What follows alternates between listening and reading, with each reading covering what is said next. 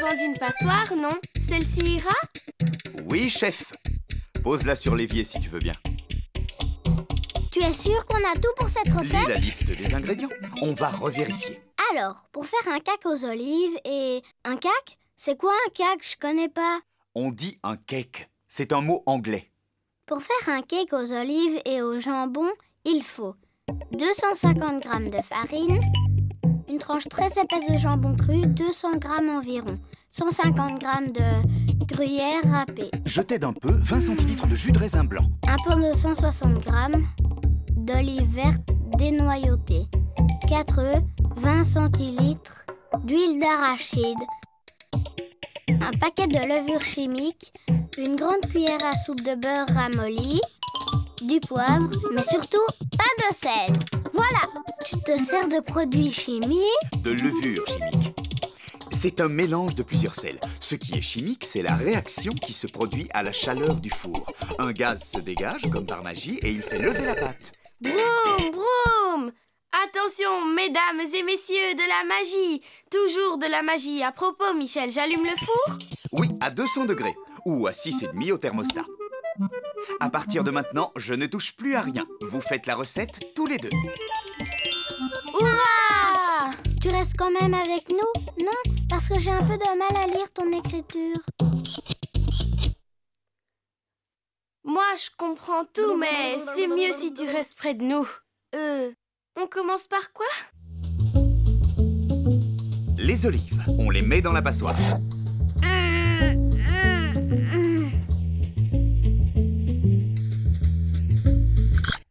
Il faut les rincer longtemps à l'eau froide.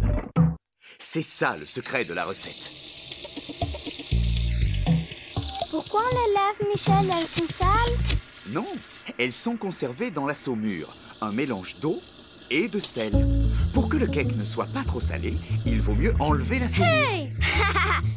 Elles sont assez rincées, je crois. On va les laisser égoutter.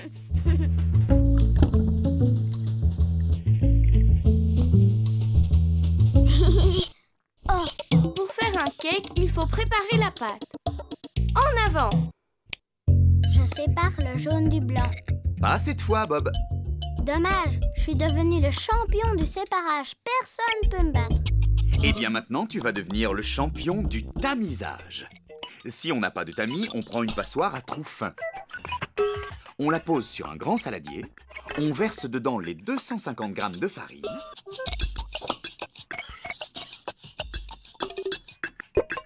Et le sachet de levure. On a dit du cake aux olives et au jambon. Pas du cake aux olives, au jambon et au papier.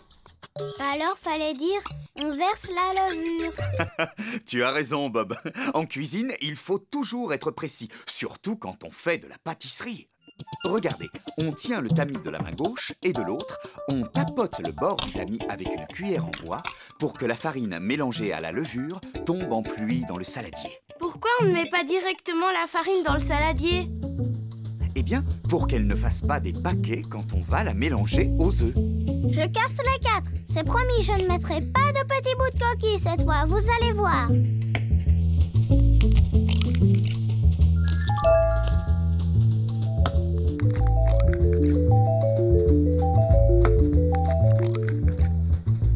Je mélange avec quoi?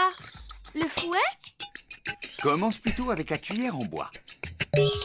On ajoute l'huile et 20 centilitres de jus de raisin blanc.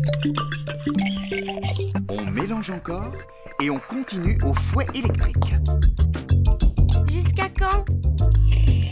Jusqu'à ce que la pâte ait la consistance de la crème fraîche. On la laisse de côté un petit moment et on va... beurrer l'intérieur du moule. Moi! J'ai besoin de combien de beurre? Une cuillère à soupe.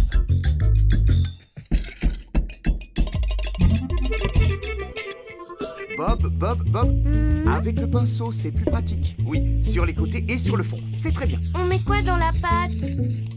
Ah, mais je suis bête, je suis sûre qu'il y a un ordre. Le gruyère râpé, oui, c'est ça. Bravo! Il s'incorporera mieux dans la pâte si on le met en premier. On le laisse tomber en pluie doucement et on mélange avec la spatule en caoutchouc. crois que ça va comme ça? Je peux ajouter le jambon maintenant? Oui.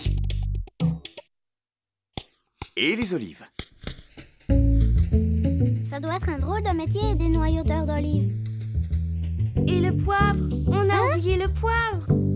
Pas trop. Et on mélange longtemps. Ça, c'est pour te donner encore plus faim après. C'est surtout pour que tous les ingrédients soient bien répartis dans la pâte, bien sûr. T'arrêtes pas. Ça va muscler tes petits bras. Merci, je fais déjà assez de sport comme ça. C'est parfait, Prune.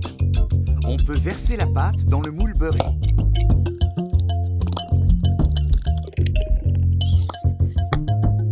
Voilà, magnifique. Et il n'y a plus qu'à le mettre au four.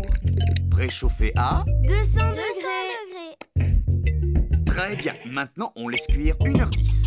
Hein? 1h10? Je vais mourir de faim, moi. Et on doit le laisser tiédir avant de le démouler. C'est trop dur pour moi. Je peux pas rester là à attendre le ventre creux. Ce ne serait pas plutôt pour me laisser ranger toute seule? Par hasard? Je ferais pas ça à ma petite sœur préférée. C'est sympa, je savais pas que t'en avais une autre. Je suis très fier de vous. Vous êtes de vrais petits chefs.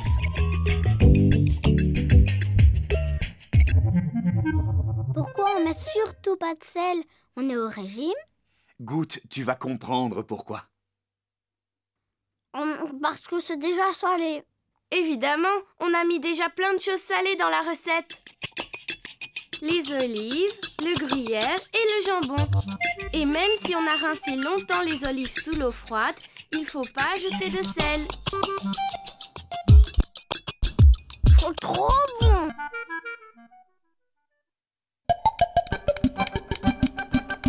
Oh, j'y arrive pas très bien. C'est super fastoche pourtant. Bonjour les enfants. Tiens, qu'est-ce que vous faites? Aïe! On essaye de jongler, tu veux essayer? Non, merci, pas maintenant. Vous savez, je ne veux pas être désagréable, mais il vaudrait mieux que vous appreniez à jongler avec des balles plutôt qu'avec des fruits qui... On fait une tarte aux pommes?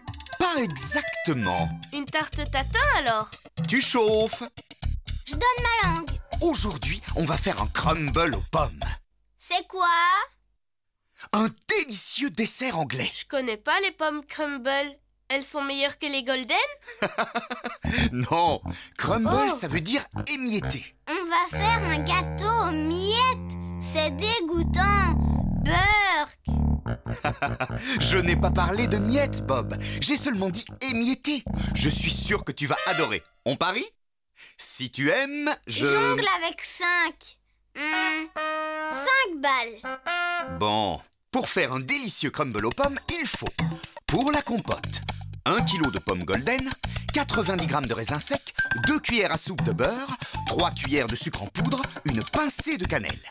Bien, pour la pâte, 125 g de farine, 75 g de beurre ramolli, 40 g de sucre en poudre, une pincée de sel et 25 centilitres de crème liquide. Mais c'est facultatif. C'est bon, on a tout. Alors, avant tout, Prune, est-ce que tu veux bien mettre les raisins secs à tremper dans un bol d'eau froide?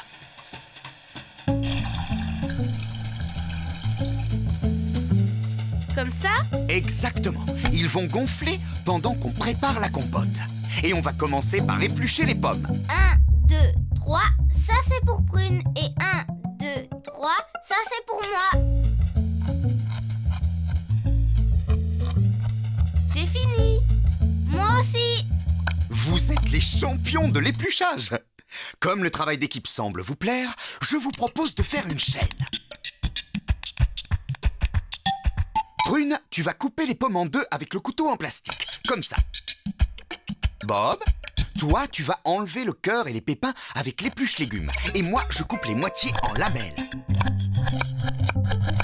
Vous êtes prêts, les enfants? Et les miettes, c'est pour quand? Tu es drôlement impatient. D'abord les pommes et ensuite la pâte.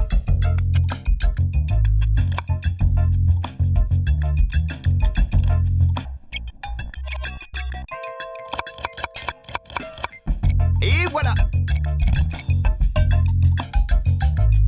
Tapement 5. On continue, d'accord? Bob, tu peux apporter une grande casserole. Et une casserole. Attends, je vais mettre le beurre dedans. 2 cuillères à soupe. C'est ça, Michel? Oui. 1, 2. Parfait. On va le faire fondre à feu moyen. On ajoute les tranches de pommes, puis 3 cuillères à soupe de sucre en poudre. Une pincée de cannelle. On mélange, mais sur feu doux cette fois. Et on va laisser cuire à feu doux 20 minutes. Sans oublier d'écraser les morceaux de temps en temps pour obtenir une jolie compote. Voilà, elle est prête. On va préchauffer le four à 210 degrés, thermostat 7. Et vous allez pouvoir égoutter les raisins à la main et les mettre dans la casserole. Oh, il y a presque plus d'eau, ils ont tout bu. Montre-moi. Waouh, ils sont énormes. Parfait. Qui veut beurrer le plat à gratin avec ses doigts? Moi. D'accord. Toi, tu t'occupes du plat et quand tu auras terminé, tu verseras la compote dedans. Prune, tu vas m'aider à faire la pâte. Tu veux bien? C'est une pâte un peu spéciale. On verse 125 g de farine dans un saladier. On ajoute 40 g de sucre en poudre et une pincée de sel.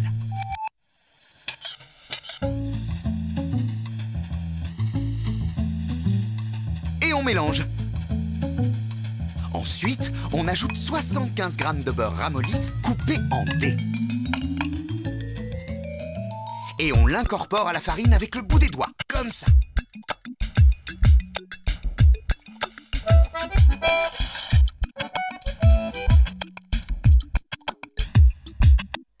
Michel, ça fait des grumeaux. Oui, c'est normal. C'est justement mon secret. La pâte doit faire de jolis petits grumeaux qu'on émiettera sur la compote.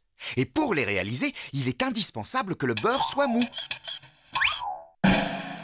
Mesdames, mesdemoiselles, messieurs, tada! Voilà le plat beurré rempli de compote. C'est ça la miette? Oui, c'est ça. C'est bon, je peux y aller. Je mets tout ça sur la compote. Très bien. Il n'y a plus qu'à mettre au four 25 minutes. Tu viens, Prune? Et les petits chefs, est-ce que vous êtes capables de jongler et de nous rappeler le secret en même temps? Le secret du crumble aux pommes est... De malaxer la pâte avec du beurre, à peine un peu ramolli pour faire de beaux petits grumeaux et napper la compote. C'est prêt. Une petite seconde. En Angleterre, on ajoute un petit truc en plus. On verse une larme de crème fraîche glacée pour créer un dessert chaud et froid. Goûtez, vous verrez, c'est étonnant.